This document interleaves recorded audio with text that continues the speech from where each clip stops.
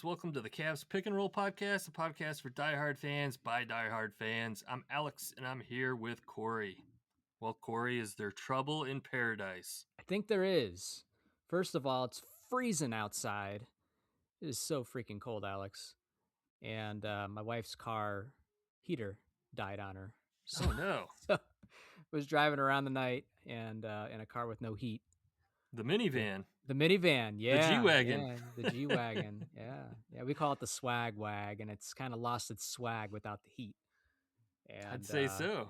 You know, if you're married and the wife's car loses heat, guess who's driving that car now? You are, meaning me, until the car gets fixed. So wrapped up in a big coat and I am scarf and freezing still from having to drive that thing around the night, running the kids around. And it's just as chilly as our Cleveland Cavaliers lately, unfortunately, Alex. It's been pretty ice cold, Corey. Ice cold, and it's pretty frustrating, man. It's been a frustrating season so far. I can't believe I'm saying that only 27 games in, but something just does not feel right with this team. Yeah, everything all the overreactions you typically read on social media are all there, right? Blow up the team, fire sale, shake it up. Like, I don't know. We're 26, 27 games into the season, still in the first half of the season. It's super early. Clearly something is wrong. Nothing's going right. But I still feel it's too early to start panicking. Here's a stat for you, Alex. Last year, the Cavs lost 18 games in the entire season. 27 games in, they've already lost 12. So that gives you the trajectory of where they're going this season. And unfortunately, the reoccurring theme for years now is injuries, different starting lineups. And although that could be a factor, we were talking about this before we started recording. Alex, I look at this roster, and up until yesterday's game against the Charlotte Hornets, we had our top three best players play.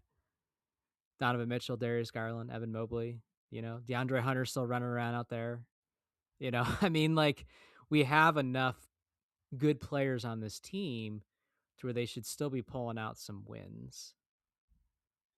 And they're not. I have a lot of thoughts about that. And they're not. And I do think that last season's team overall was better. I mean, I think I'd rather have a Cora right now than Lonzo Ball, who can't hit the backside of a barn with his shooting is so bad. He's shooting 20% from three over the last 5 games. He went 1 for 8, 1 for 5, 1 for 5, 0 in one game. He loves to chuck him up, whether he's hitting or not. He'll chuck him up. Oh yeah, he'll shoot it. We had Ty Jerome and Hunter coming off the bench last season, and those two are just lightning in a bottle when they're on the court together, right? Right. And we don't have that this season. Like you said, injuries, 6 players out injured through most of the first half of the season so far. And yeah, that's part of it, but other teams that we're playing against also have injuries. I mean, we just lost to the Charlotte Hornets, who was basically just Miles Bridges. And I was looking. I was like, oh, the Cavs lost to LaMelo Ball. No. The Cavs lost to Colin Sexton. No. They lost to Kemba Walker. No, he's been out of the league for a while. Terry Rozier. No, he's not there. Like Muggsy Bogues. Like, who the hell did we just lose to? You're right. It's Miles Bridges. And who played in that game, Alex, for the Cavs? Darius Garland, Donovan Mitchell, Jared Allen came back, DeAndre Hunter played, Craig Porter Jr. played. Like, again, the talent is there for the Cavs. Just for whatever reason, it ain't working. And all of a sudden, it's like players forgot how to play. This team should be having. We had 3 All-Stars last year, Alex. We should be right around that 3, maybe even 4. We were thinking that maybe this was a breakout year for someone like DeAndre Hunter. But it's just, man, it's tough watching Mitchell have to try to carry the load. The last win they had was the game before against the Washington Wizards, which we'll get into that. but it took Donovan Mitchell putting up 48 points. It's like watching LeBron all over again in his freaking rookie season. And you remember those days, how frustrating it was to watch LeBron have to score 40 points just to try to win a game. And it's just not the way that the Cavs have been successful over the last couple of years. You need team basketball, you need balanced scoring. Yeah, yeah. We've lost a lot of scoring. Sam Mitchell's been out. He was our, Sam our Mitchell. ace. Um, Sam the Sam man, Merrill. Sam Merrill, Yeah. Sam the man has been out. Geez, man, He you who's know gonna what? pick up all the scoring we lost when we lost Ty Jerome?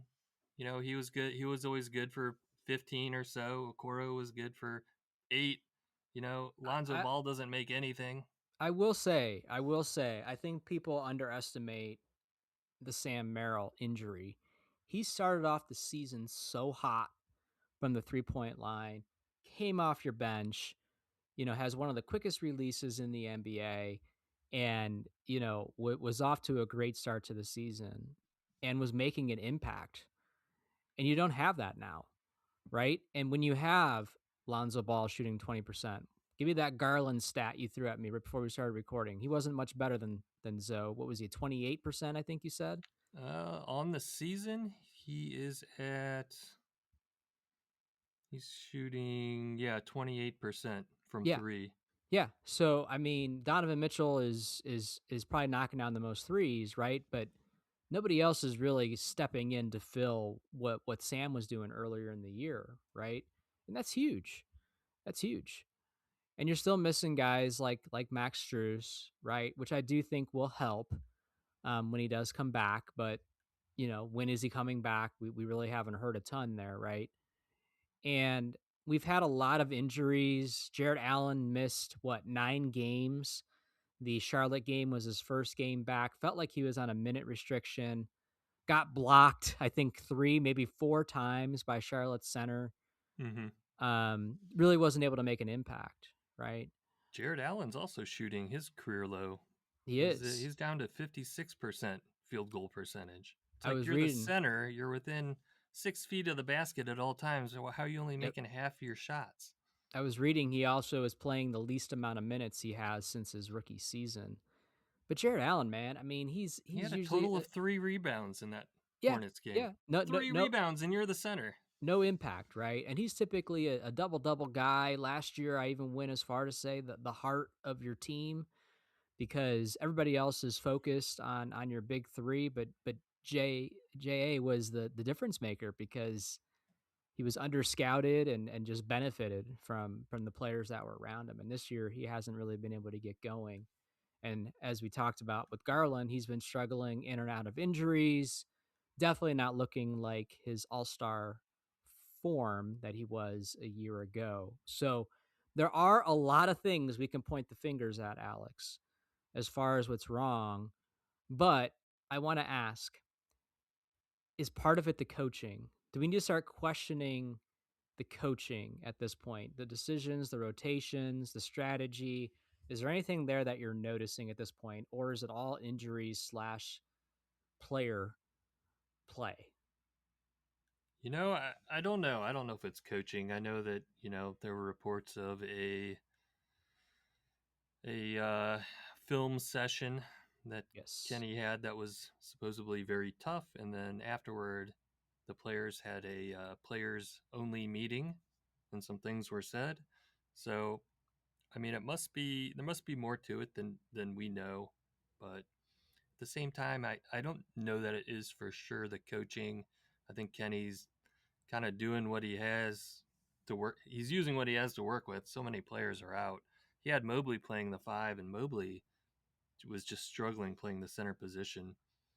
For whatever Yeah. reason, he's always on the outside and he's never on the inside. They weren't really feeding him. They weren't really playing the 2-man game with him for I getting any high think, pick and roll action. I don't know what that was about.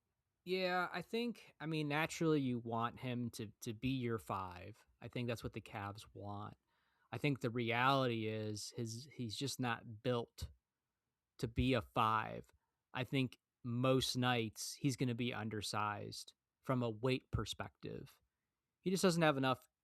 girth to him to bang and to play a five. And I think he's more versatile when he plays the four, because then all of a sudden he has the advantage. He's going to have the height. He's going to be able to outrun, outmaneuver some players at that position. Not that he can at the five as well, but man, we talked about this, I think, in the last episode. He catches the ball at the 3 point line and he's trying to go to the rim. He ain't getting by a lot of people.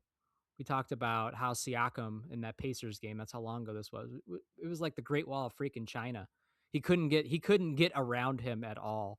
And Siakam is, a great player, right? But he's smaller than Mobley, right? And I've seen him have trouble backing down a lot of players when he's far away from the hoop. So I think where he's most dangerous is when you get him in a pick and roll situation, throw up a lob. He's going to beat a lot of people down the floor. He can raise up and knock down a 3 pointer, but backing down, catching it on the block, I don't know if that's Mobley's game. Not at this, not yet, at least, So making him, the permanent five, or if that's their solution at some point, I don't know if that's going to be the best decision. And as a result, we might not see him continue to take off like he made that leap last year. It kind of feels like he hasn't gone backwards, but he's definitely not moving forward this year. I think he's still trying to figure it out. Yeah. So back to your question, a part of it is that, those lineups, who do we have at the five that can be a five that isn't Jared Allen when Jared Allen is out? Well, it's proven to be not Mobley so far. We do Yeah. plug in Bryant occasionally, but he's all right. Like, He's all right. He's a body, right? He's energetic. He could do some things. He's also a little bit, he makes some mistakes as well, but you don't really have many options. I mean, the Cavs are forced to play a lot of small ball when one of those two guys are out. And going back to Mobley, we just learned after the Wizards game that he's going to be out for 2 to 4 weeks with a calf injury. And I was telling you, Alex, before we started recording, man, if it's that longer end of it, the 4 weeks, man, a lot can happen in 4 weeks. And hopefully, they start to right the ship. But if they don't, if a month goes by and we're still playing how we are, or potentially even worse now because we lost Mobley, man, we could be having some very difficult conversations, especially with the trade deadline not too far after that. right. So I think this is a it just pivotal started, stretch here. right? I think it's a pivotal stretch. Didn't I read the trade? It's just started. 99% of players are available, or something crazy. Yeah. Yeah. It'll be interesting to see what the Cavs do. We'll probably touch base on that more in the next episode. It's a little bit premature unless the Cavs do something here sooner than later, which wouldn't shock me if they did. But it's going to be very interesting to see, like I said, about a month from now, where we're at and what kind of activity is happening, if any, with the Cavs. I don't know, man. Who is it you want, Corey? Who do you want? I don't know who I want, but I mean, this is year 4, Alex, of the core 4. And in one of my in the prediction episode, I said, man, if they don't go all the way, this is it, right? And the Cavs might not even give them that chance if they continue to play this way. You can only point injuries for so many things. I mean, look at all the teams that we lost to, Alex, and the players they were missing. We lost to the Charlotte Hornets. They didn't have Colin Sexton, LaMelo Ball. I think Desmond Bain isn't Desmond Bain. No, he's out in Orlando, I think. Orlando, yeah. Yeah.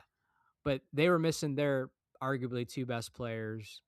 We've gotten smoked by the Celtics every single time we've played them, including the preseason. No Tatum. We lose to the Hawks. No Trae Young. No Porzingis. Like the list goes on.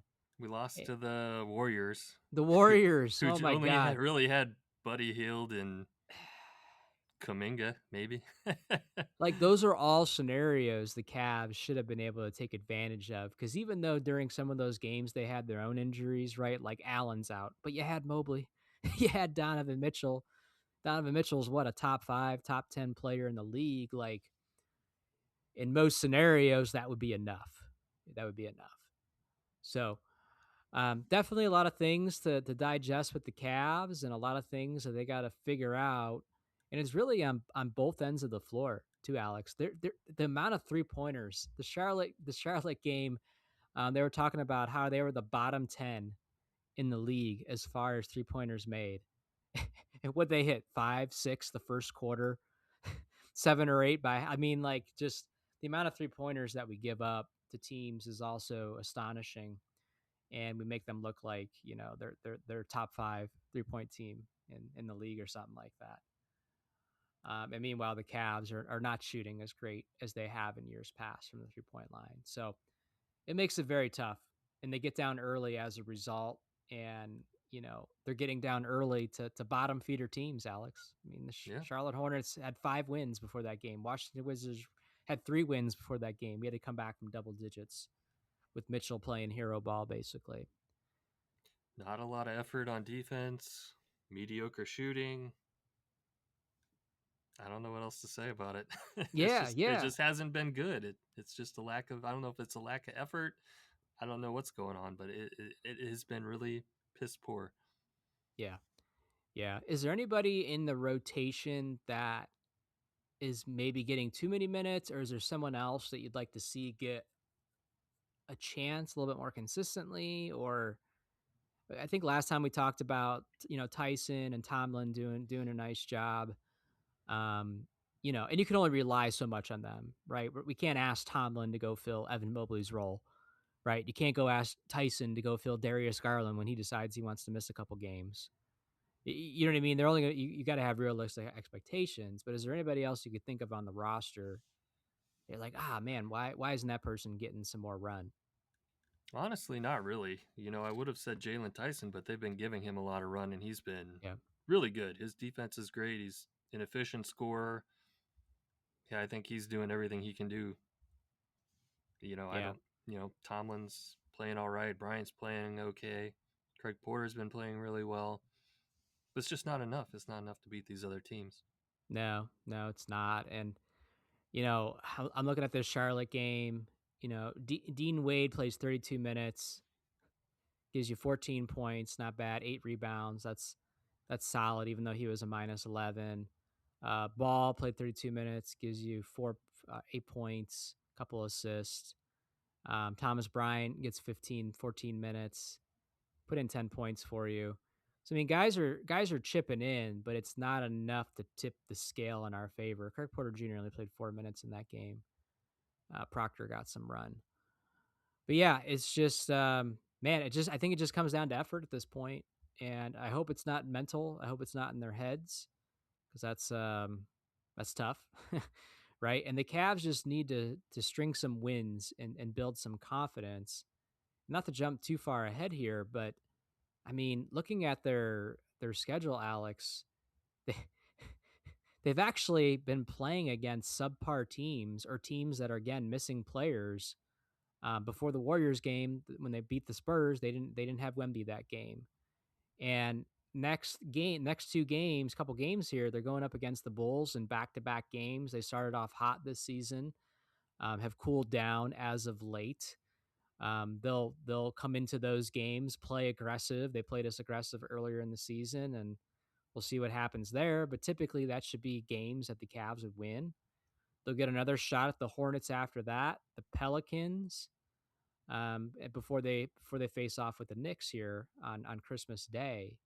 So they have 4 games here, Alex, that would typically be considered winnable games for the Cavs.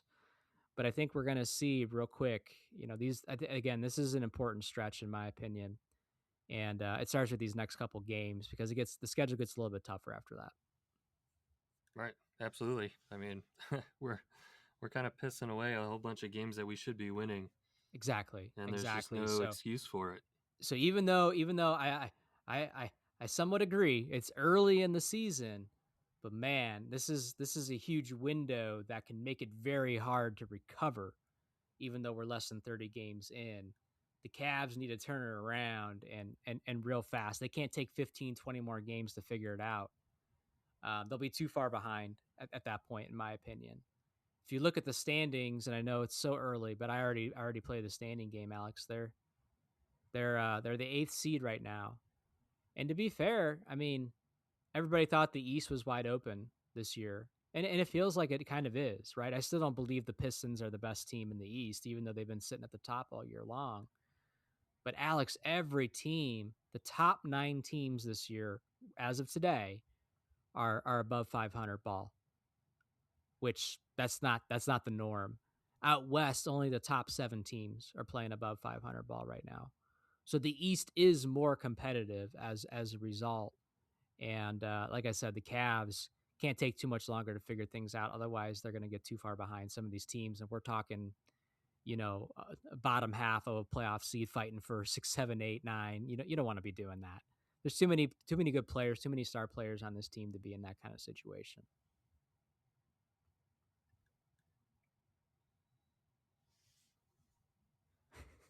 Kind of running out of steam here talking about how bad they're playing. I don't know. Well, Oh Alex, man, I'm just Christmas looking at yeah. Christmas is right around the corner. So if you can get one Christmas wish granted, what would you wish for? Cavs related or Sure. we need to get back to our winning ways. Number one, we need to be playing some defense.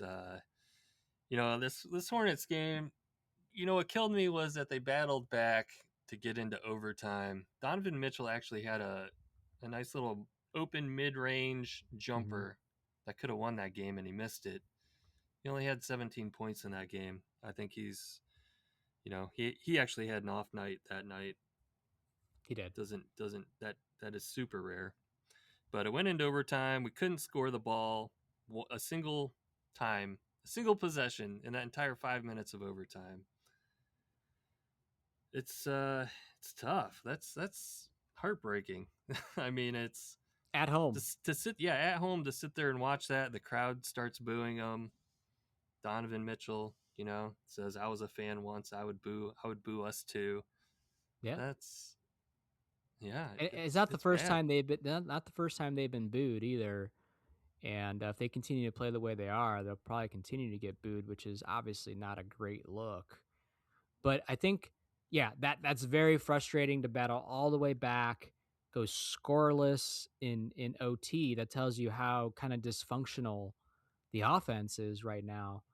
But the fact that it's the Charlotte Hornets and they had to battle all the way back from 17 down, And I'm sure, Alex. yeah, and I'm sure everyone else noticed this too. But did you see just how badly they were abusing Garland on the Yeah. offensive end? Like Yes. they were taking turns. I think it was Miles Bridges and Brandon Miller. Brandon Miller just kept switching on to Garland every possession and then just taking him to the hoop because Yep. he could not guard him. He couldn't stop. They were just pushing him around. Yeah. That was so frustrating to watch. Yeah, it was. And Garland's undersized in those matchups, right? So not a ton he can do there.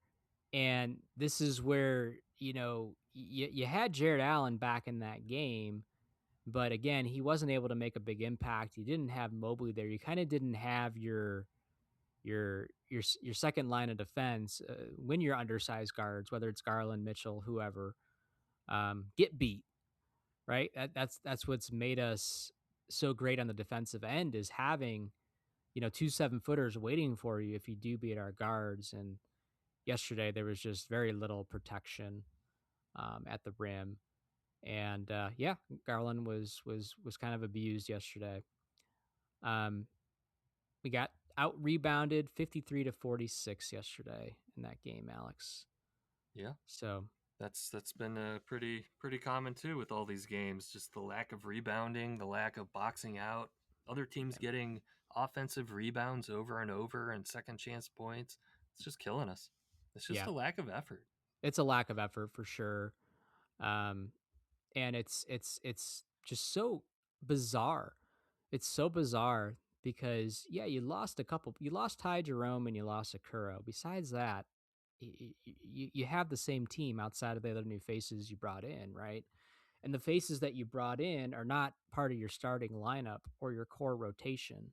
Tyrese Proctor, Thomas Bryant, not part of your core rotation. Lonzo Ball's your backup point guard, but you get what I mean. Like, we still have those guys that we had last year when the Cavs were dominating the league. So it'll be interesting to see, do the Cavs continue to play the waiting game and just have confidence and think that they're just going to snap out of it? Kenny Atkinson, it might have been a game back or two now, um, basically made some quotes around, the sky is not falling, everything is fine. At that point where he said something like, we're only like a game or a game and a half out of third place or something like that. The standings have changed since then.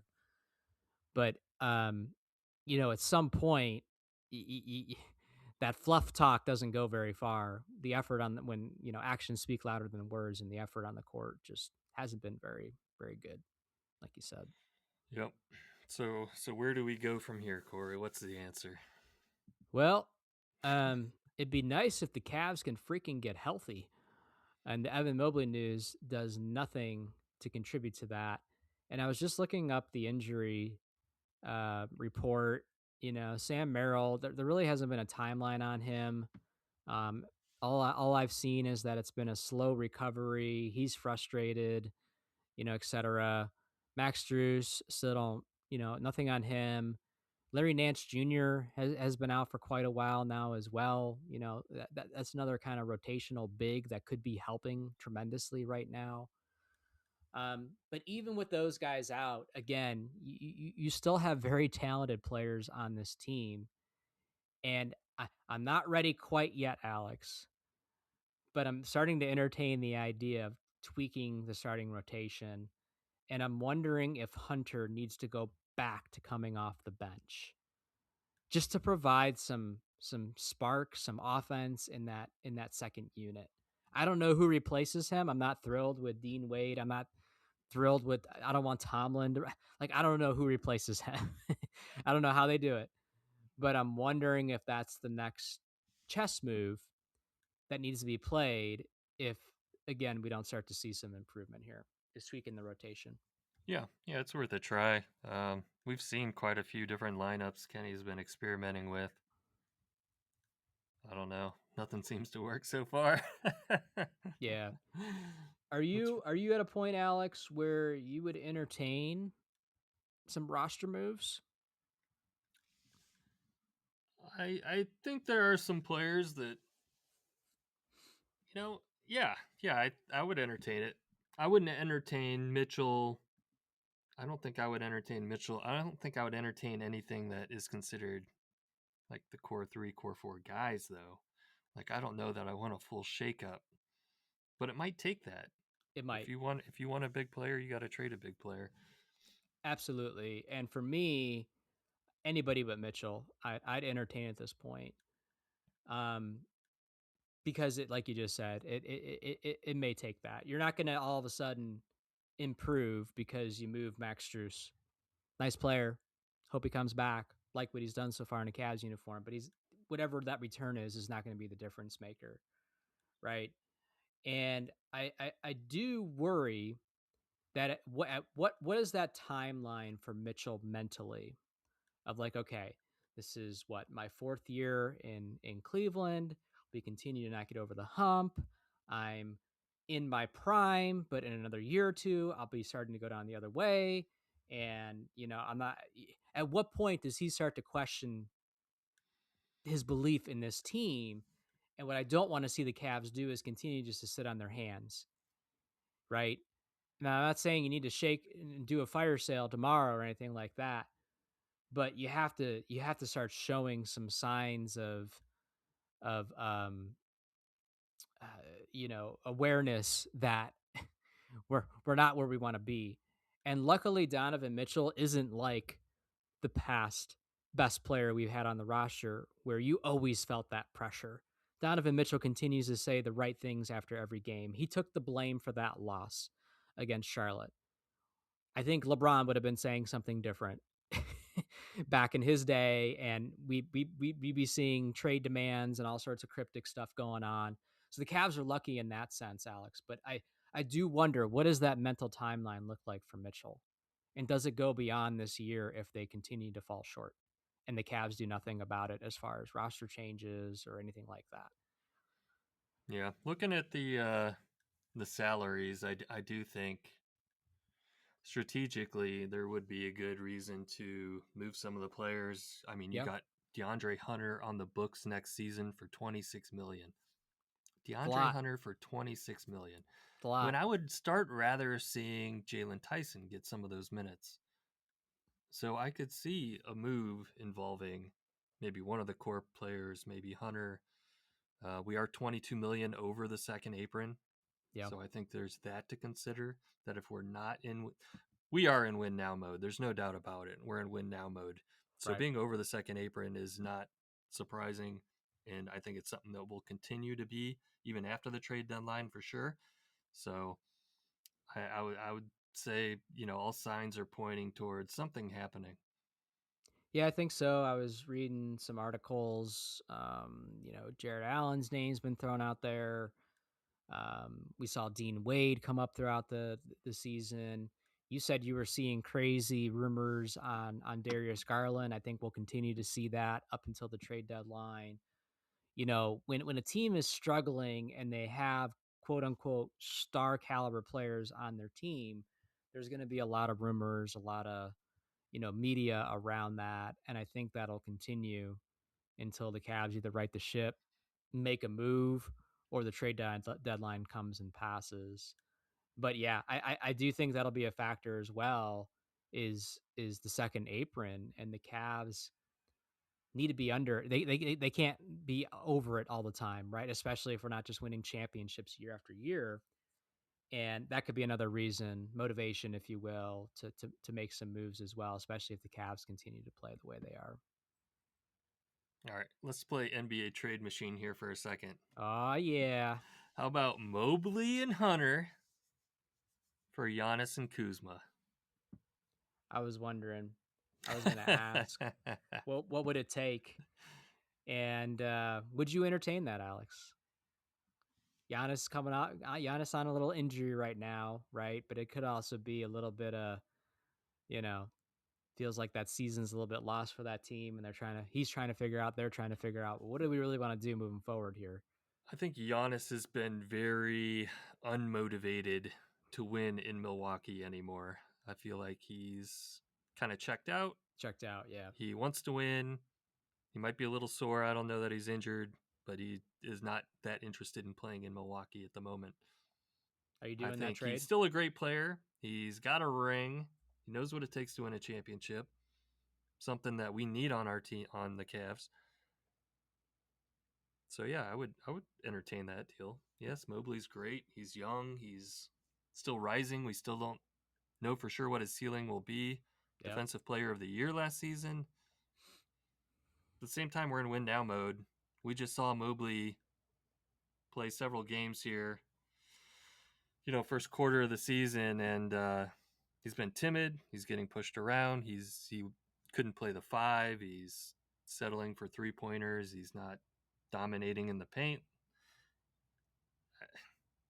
I don't know what to say. Yeah, he's definitely not trending in the right He didn't take a direction. step forward so far. Yeah, yeah.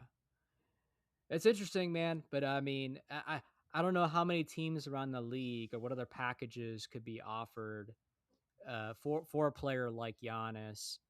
And the Cavs don't have what the Bucks or any team like that has a franchise player like that. What they're going to want in a return is some young up and coming players. But what else are they going to want, Alex, that the Cavs don't have? Not anytime soon yet. What do you think, a draft pick? Draft You think they'll want a picks. first round pick? I think they're going to want a couple, and I think they'll get them as well. Well, we don't have a first round draft pick for another 6 years. The rest of this decade. 2031, I think, is our next first round pick. Yeah, man, that's scary stuff right there. That's scary stuff. That's right what it there. took to get Mitchell. That's what it took. That's what it took, and it was worth it. And I would do the trade again. But this is also why you can't piss away this window. You can't piss it away, because man, we're gonna look back at this time frame and be like, wow, how did we not win one? And wow, how did the Cavs just for 4 or 5 years straight just sit on that same roster and not continue to tweak and improve and move a guy like Garland or Mitchell or even Mobley, whatever, to bring in that other juggernaut to play side by side with Mitchell. That's what I don't want us to be talking about years from now, right? So again, I think it's going to be very interesting. I don't know what's going to happen. Maybe the Cavs start to figure it out and build some confidence back again. But it's very interesting. I certainly don't want to see Giannis go join the Knicks, go join the Heat. Some of these other teams that are being talked about, go out west, if anything. I don't want him joining some other team in the East.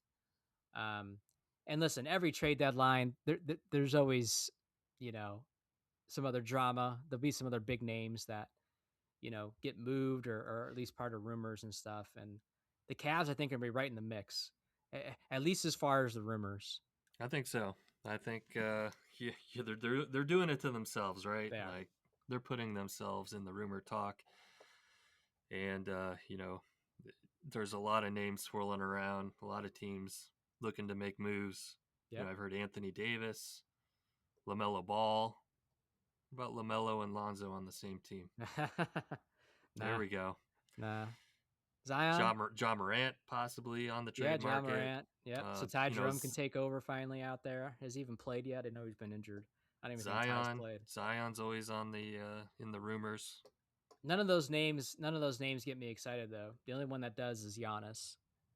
All the other names don't really do much for me. And the goofy trade I threw out, I'm not big enough homer to think that we could trade Mobley for Giannis straight up. No. Like you said, it would take draft picks. It would take more than that. But with us being over the second apron, it does need to be basically player for player. Yeah. So that's kind of the caveat that we're in when we're talking about making a trade. Right. It'll be interesting, man. Damn you, Cavs. Want to enjoy the season. It's been hard to watch, man. This is why, when we're getting towards the end of the season and they're like, everybody's freaking out and they're like, oh, it was a terrible season because the Cavs didn't make it past the second round of the playoffs. We don't care about the regular season. We just want them to win in the playoffs. And I'm like, you know what? I'd much rather see them win 65 games of the regular season than and only make it to the second round than win 40 games of the regular season. And make it to the third round. Like, I'd rather enjoy watching the Cavs for a majority of the year than just 1 month of the year. Yeah, it depends. If that 1 month of the year gets us a championship, I think you'll take that that's all different. day. I didn't say championship. I said round this 2 is versus like round 3 of the playoffs. This is like watching Jamario Moon run around right now with like Mo Williams after LeBron left. Like, what the is going on?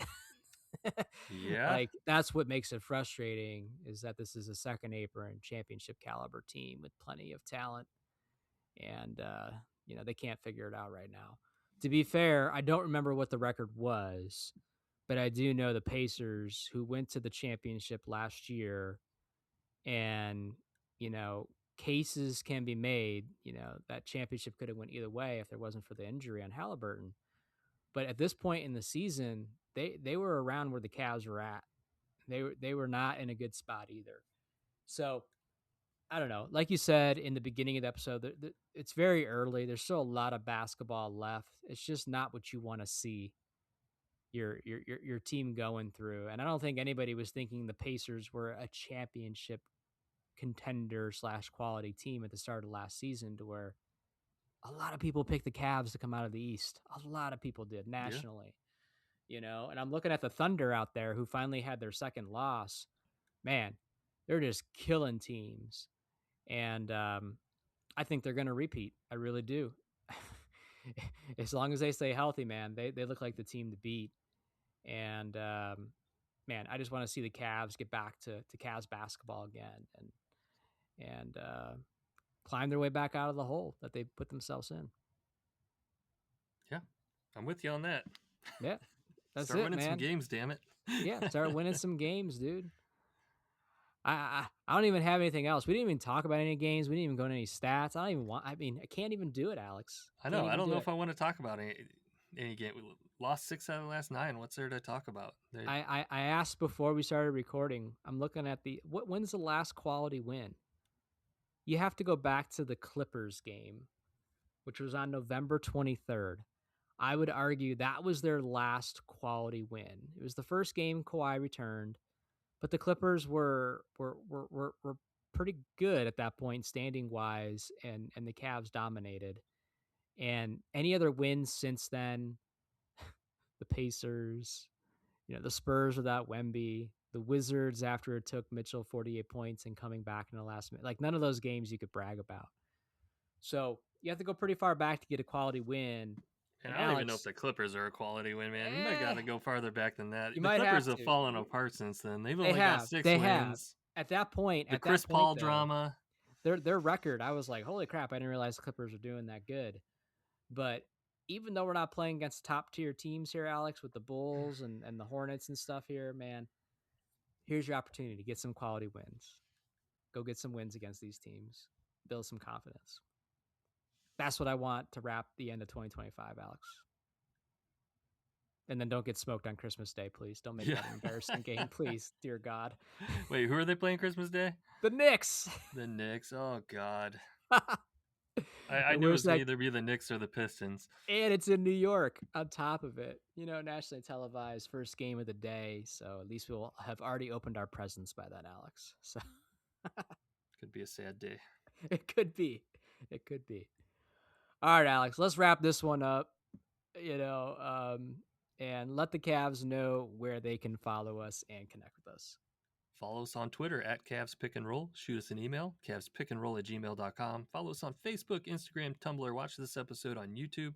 Wherever you're listening, click like, subscribe, leave us a rating or review. We'd appreciate it. All right, Cavs fans, happy holidays, and we will talk to you again soon. Peace out, Cavs fans.